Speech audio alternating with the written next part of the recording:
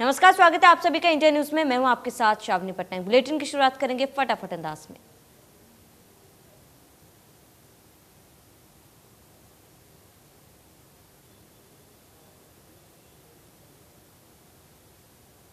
प्रधानमंत्री नरेंद्र मोदी आज video conferencing के माध्यम से जुड़ेंगे और जल जीवन मिशन पर ग्राम पंचायतों और ग्राम जल और स्वच्छता समितियों के साथ बातचीत करेंगे और इसके साथ ही आगे बढ़ेंगे। आपको बताते हैं कि पीएम मोदी जल जीवन मिशन ऐप भी लॉन्च करेंगे और इस ऐप लॉन्च से लोगों को काफ़ी ज़्यादा फायदा मिलेगा। पीएम मोदी जल जीवन मिशन ऐप से लॉन्च करेंगे और इसके साथ ही जल जीवन से जुड़ी सभी समस्याओं का समाधान भी इस ऐप के जरिए किया जाएगा।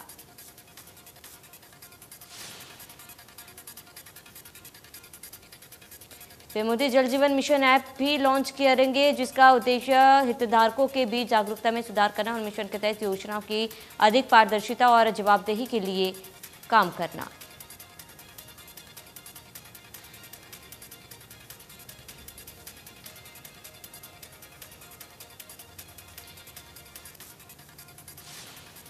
राष्ट्रपति रामनाथ कोविंद ने राष्ट्रपिता महात्मा गांधी को ट्वीट करके दी श्रद्धांजलि। ट्वीट कर लिखा, यह दिन हमारे लिए गांधी जी के संघर्ष और स्मरण करने का अवसर। पीएम मोदी सुबह श्रद्धांजलि देने के लिए राजघाट पहुंचे। पीएम मोदी ने यहां महात्मा गांधी को नमन किया। पीएम ने ट्वीट करके बापू को नमन किया। पीएम ने लिखा, पूज्य बापू का जीवन और आदर्श देश की हर पीढ़ी को कर्तव्य पथ पर चलने के लिए प्रेरित करता है। सीएम केजरीवाल ने राजघाट पहुंचकर महात्मा गांधी को श्रद्धांजलि दी। महात्मा गांधी की जयंती पर सोनिया गांधी ने राजघाट पहुंचकर बापू को श्रद्धांजलि दी। सीएम मनोहर लाल ने ट्वीट कर राष्ट्रपिता महात्मा गांधी को श्रद्धांजलि दी। सीएम ने ट्वीट कर लिखा, खुद को खोजने का सबसे अच्छा तरीका खुद को दूसरों की सेवा में खो देना। डिप्टी सीएम दुष्यंत चौटाला ने ट्वीट करके महात्मा गांधी को श्रद्धांजलि दी।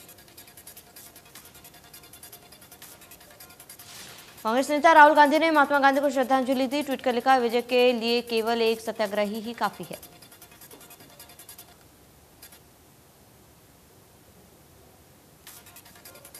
सुप्रीम कोर्ट द्वारा किसान आंदोलन पर लगाई गई फटकार के बाद गृहमंत्री अनिल विज ने ट्वीट कर कहा कि किसान आंदोलन दिन प्रतिदिन हिंसक होता जा रहा है।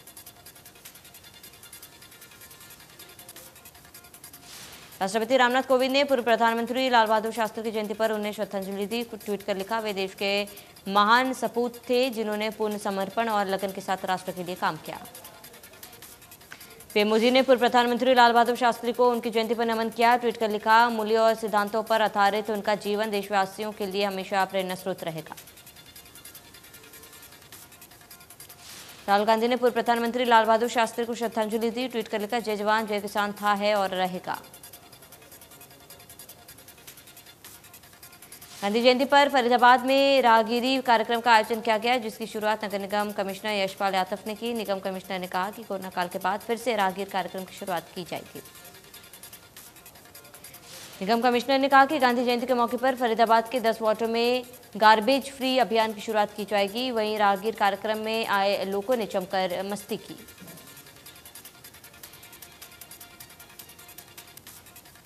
प्रदेश में धान की सरकारी खरीद शुरू नहीं होने से किसानों की मुश्किलें बढ़ गई है। पीआर धान की खरीद को लेकर केंद्र सरकार की ओर से लगाई गई रोक के बाद किसान भी परेशान हैं। किसान मंडी में पड़ी फसल की पहरेदारी कर रहा है। किसानों का कहना है कि पहले धान उत्पादन में मौसम की मार झेलनी पड़ी और अब बेचने में व्यवस्था की मार झेलनी पड़ी। अम्बाला के कुछ किसान मोबाइल में फसल खरीदकर मैसेज पाकर अपनी फसल लेकर अनाज मंडी पहुंच गए, लेकिन जब उन्हें पता चला कि आज खरीद नहीं होगी तो किसान काफी निराश दिखे। कोरंडा में किसानों ने अनाज मंडी के एंट्री गेट को बंद कर दिया। अनाज मंडी में सैकड़ों किसान पीआर धान लेकर पहुंचे। सरकारी खरीद की तारीख आगे बढ़ने से किसान नाराज। किसानों ने कहा, 10 दिन की देरी से खेतों में धान की फसल बर्बाद।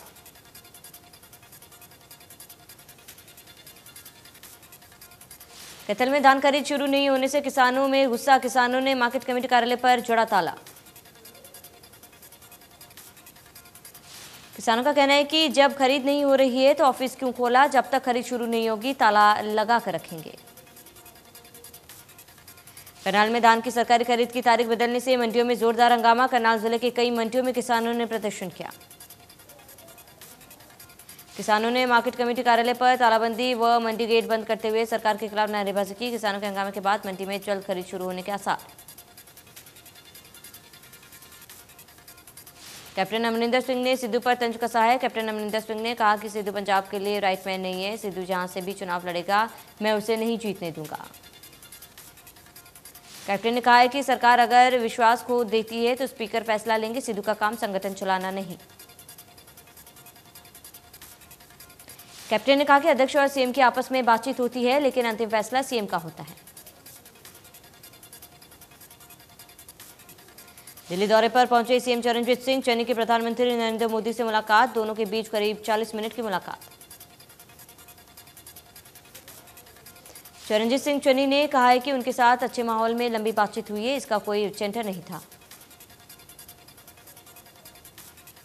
चन्नी ने बताया कि पंजाब में खरीद सीजन शुरू हो रहा है। पहले वो अक्टूबर से खरीद शुरू होती थी, 11 अक्टूबर से शुरू होगी। मैंने उनसे जल्द खरीद शुरू करवाने की मांग की। चन्नी ने कहा कि मैंने पीएम से कृषि सुधार कानून के झगड़े को खत्म करने के लिए कहा। पीएम ने कहा है कि वो भी इसका हल निकालना चाहते हैं। इसके अलावा भारत पाकिस्तान के बीच करतारपुर कॉरिडोर को खोलने की मांग की गई है ताकि श्रद्धालु कुर्दर के दर्शन कर सकें।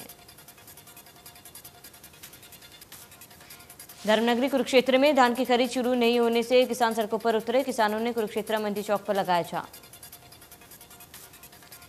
किसानों का कहना है कि 1 अक्टूबर से धान की सरकारी खरीद होनी थी लेकिन बरसात व नमी का बहाना कर धान की खरीद की तारीख आगे बढ़ा दी।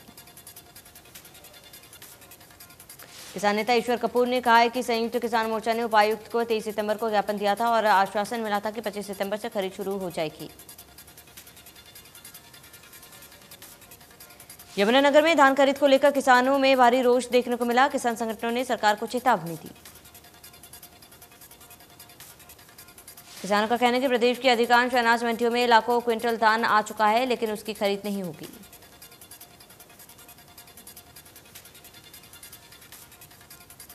नूह में आजादी के अमृत महोत्सव के अवसर पर प्रशिक्षण केंद्र एसएसबी मौजपुर अलवर के जवानों ने अलवर से दिल्ली तक साइकिल रैली की शुरुआत की।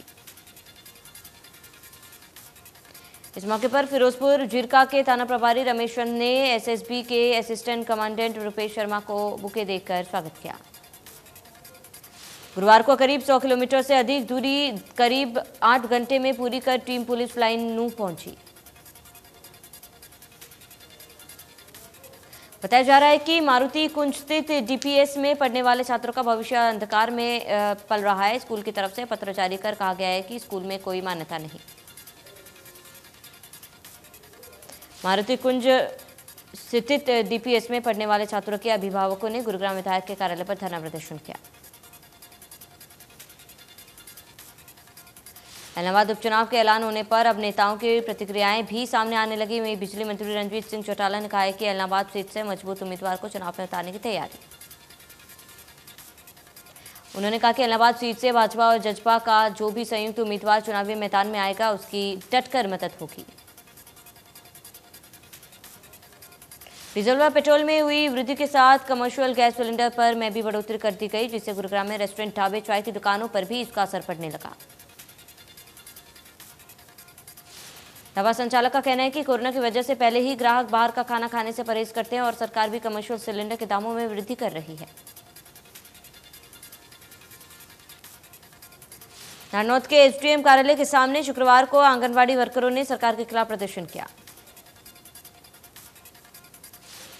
आंगनबाड़ी कार्यकर्ताओं का कहना है कि हरियाणा सरकार द्वारा आंगनबाड़ी केंद्रों को प्ले स्कूलों के नाम पर एक निजी कंपनी के एनजीओ को सौंपे जाने के विरोध में प्रदर्शन किया गया।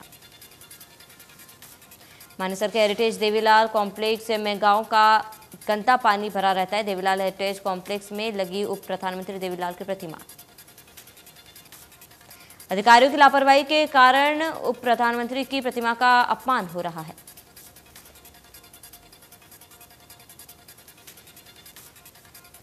देश भर में ग्रामीण क्षेत्रों में प्रत्येक घर में स्वच्छ जल के लिए जल जीवन मिशन के सफल बनाने के लिए 2 अक्टूबर 2021 को महात्मा गांधी की जयंती मनाई जा रही है। महेंद्रगढ़ में पूर्व शिक्षा मंत्री रामविलास शर्मा ने अपने कार्यकर्ताओं की मीटिंग लेकर शनिवार को वैक्सीनेशन कैंप लगाने की बात कही। सतनाली महाविद्यालय के विद्यार्थियों ने पूर्व शिक्षा मंत्री रामविलास शर्मा को बीए फर्स्ट ईयर में सीटें बढ़ाने और एमए की क्लासें शुरू करवाने की मांग की। देश में पिछले 24 घंटों में कोरोना वायरस के 28,896 नए मामले, 28,184 रिकवरी। महाराष्ट्र में पिछले 24 घंटों में कोरोना के 3,063 नए केस सामने आए। दिल्ली में 24 घंटे में कोरोना के 47 नए केस आए सामने, एक दिन में 39 मरीज रिकवर। प्रदेश में कम हो रहा कोरोना, पिछले 24 घंटे में कोरोना के 9 नए केस आए सामने, एक दिन में 15 मरीज रिकवर। कोरोना से सुधरते हालातों के बीच दिल्ली आपदा प्रबंधन प्राधिकरण ने भक्तों के लिए धार्मिक स्थलों को खोलने की अनुमति दी। डीडीएमए ने साफ कहा है कि इस दौरान स्वास्थ्य मंत्रालय की ओर से जारी एसओपी का कड़ाई से पालन किया जाएगा और कोविड प्रोटोकॉल का पालन किया जाएगा।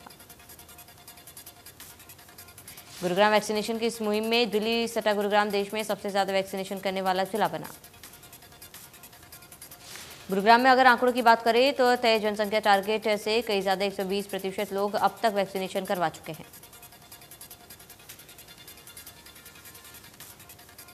कैथल में तेजी से फैलता डेंगू के कारण हालात बिगड़ रहे हैं। जिले में डेंगू के 9 नए केस सामने आए। डेंगू के सभी केस पिछले 22 दिन में मिले हैं। जिले में 9 सितंबर को पहला केस आया था।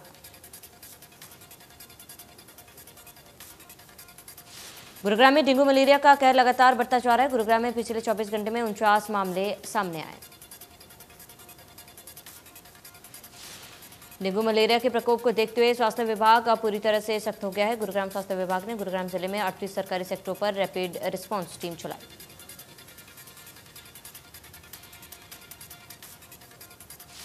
गुरुग्राम विजिलेंस टीम ने रिश्वत लेते अधिकारियों को उस वक्त रंगे हाथों गिरफ्तार किया जब अधिकारी की रिटायरमेंट पार्टी ऑफिस प्रांगण में मीटिंग के दौरान पकड़ा गया अधिकारी। झज्जर में सीएम फ्लाइंग पिछले कुछ माह से प्रदेश के विभिन्न हिस्सों में ताबड़तोड़ छापेमारी की। बल्लभगढ़ में मकान में अवैध शराब का जाखिरा बरामद किया गया। छापेमारी के दौरान देसी और अंग्रेजी शराब की बोतलें बरामद की गई। मकान में तहखाना बनाकर अवैध शराब छुपाई हुई थी, जहां से अवैध शराब का कारोबार किया जा रहा था। गुप्त सूचना पर आदर्श नगर थाना पुलिस ने अवैध शराब बरामद किया।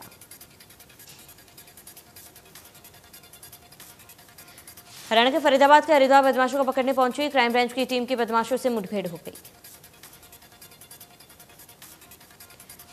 हरियाणा पुलिस की टीम ने देर रात हरिद्वार पहुंची और बदमाशों की धरपकड़ की कोशिश में बदमाशों ने पुलिस पर फायरिंग कर दी। फायरिंग में एक गोली हरियाणा पुलिस के कांस्टेबल को लगी। घायल हालत में संदीप को अस्पताल ले जाया गया, जहां डॉक्टर ने उन्हें मृत घोषित कर दिया।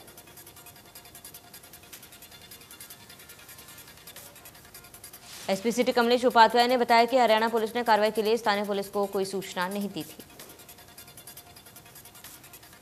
फतेहाबाद पुलिस ने सरकारी अध्यापक के मर्डर मामला सामने आया है। पुलिस ने 25,000 के इनामी आरोपी को गिरफ्तार किया। आरोपी ने एक अवैध पिस्तौल, 10 कारतूस बरामद। अंबाला में आंगनवाड़ी वर्कर एवं हेल्पर यूनियन के बाहर आंगनवाड़ी कार्यकर्ताओं ने डीसी कार्यालय पर अपनी मांगों को लेकर धरना प्रदर्शन किया। यूनियन नेताओं ने अपनी मांगों के बारे में बताते हुए कहा कि सरकार ने हरियाणा की आंगनवाड़ियों का जिम्मा हिमाचल की एक एनजीओ को दे दी। यूनियन के नेताओं का कहना है कि सरकार और हमारी यूनियन के बीच 2018 में समझौता हुआ था।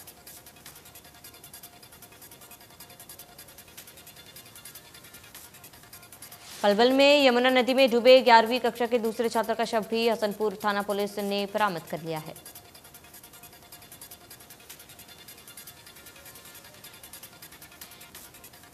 सोमवार की दोपहर को 2 छात्र सचिन और रोहित रहीमपुर के पास यमुना नदी में नहाते समय डूब गए थे। मौके पर पहुंचे और शव को गोताखोरों की मदद से बाहर निकाला।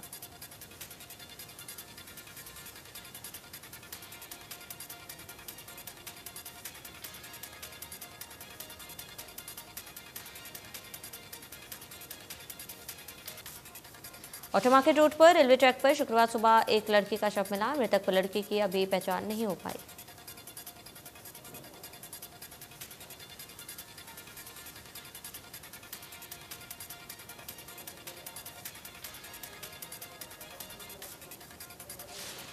रेलवे कर्मचारियों का कहना है कि सुबह 9:50 पर ट्रेन रेवाड़ी के फाजिल्का जा रही थी। गाड़ी के सामने आकर लड़की ने गाड़ी के सामने कूदकर आत्महत्या कर ली।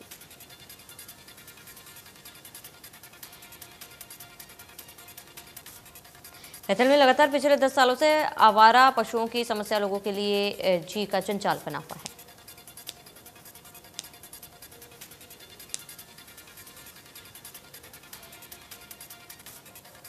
कैथल में आज दिन एक दुर्घटना होती रहती थी, लेकिन अब तक ना तो प्रशासन ने इसकी और कोई कदम उठाया और ना ही आज तक जितनी भी सरकारें उन्होंने ध्यान दिया।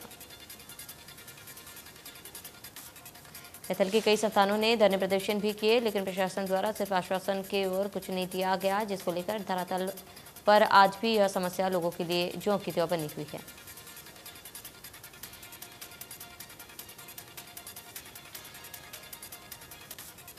इलाहाबाद शहर के वार्ड नंबर 6 में आज आपसी रंजिश के चलते बाइक सवार 3 युवकों ने एसिड फेंककर एक विवाहित महिला को घायल कर दिया। वारदात में घायल महिला को तुरंत यहां के उपमंडल नागरिक अस्पताल में ले जाया गया, जहां उसको इलाज के लिए भर्ती करवाया गया। कैथल मॉडल टाउन में हत्याकांड मामले में वांटेड आरोपी राजेश पुत्र ईश्वर सिंह निवासी इटौर की गिरफ्तारी के बारे में सूचना देने पर पुलिस द्वारा 1 लाख रुपए का दिया गया इनाम।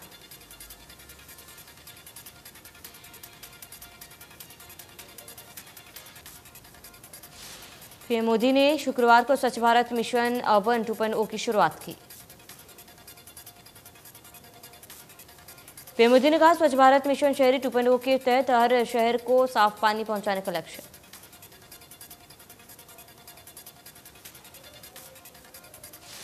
फरीदाबाद में रसोई गैस और डीजल पेट्रोल के बढ़ते दामों से आम लोगों में भारी रोष देखने को मिल रहा है। महिलाओं का कहना है कि लगातार रसोई गैस के बढ़ते दामों की वजह से उन्हें अपने बजट में कटौती करनी पड़ी।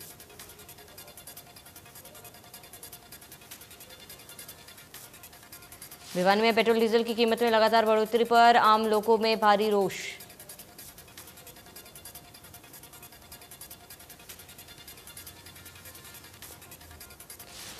देश में लगातार तीसरे दिन पेट्रोल डीजल के दाम में बढ़ोतरी हुई है। दिल्ली में पेट्रोल 20 पैसे प्रति लीटर हुआ। दिल्ली में पेट्रोल के दाम 102.14 रुपये प्रति लीटर, डीजल के दाम 90.48 प्रति लीटर। सरकारी तेल कंपनियों ने आज डीजल के दाम में प्रति लीटर 25 पैसे की बढ़ोतरी की। दिल्ली में आज एचपीसीएल के पेट्रोल पंप पर पेट्रोल प्रति लीटर 102.14 रुपये पर चला गया। डीजल भी छलांग लगाकर 90.48 प्रति लीटर पर पहुंचा।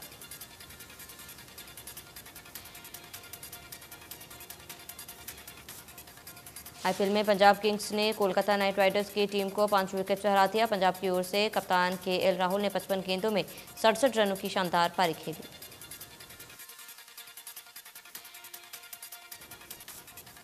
केएल राहुल को प्लेयर ऑफ द मैच भी चुना गया। राहुल इस जीत से बेहद खुश दिखे।